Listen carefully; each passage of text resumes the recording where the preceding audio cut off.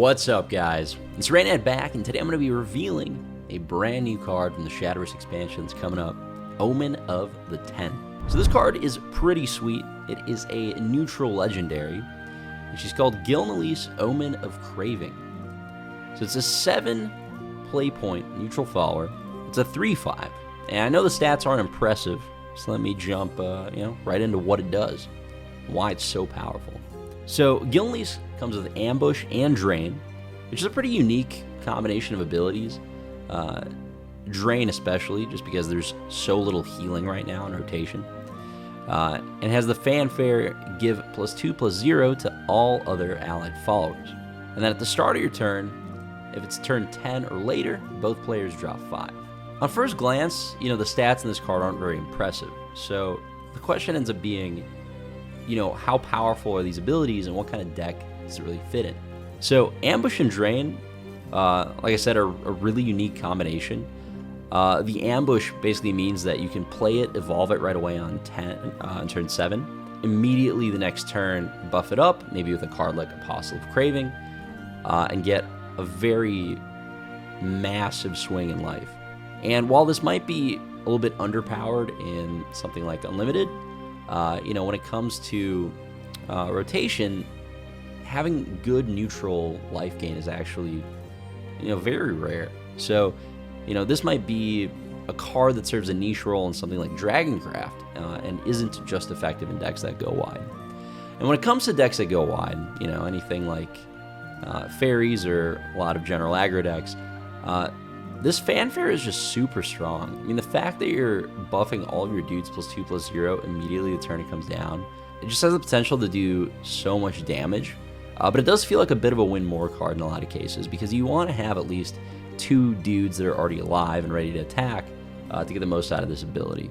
Now, the last part of the card's text, where both players draw 5 cards at the start of your turn, is actually maybe the strongest text on the card. It's such a powerful effect, but it's not one that you're going to trigger very often, because this is the kind of card you want to play in a more aggressive strategy that's very good at going wide consistently.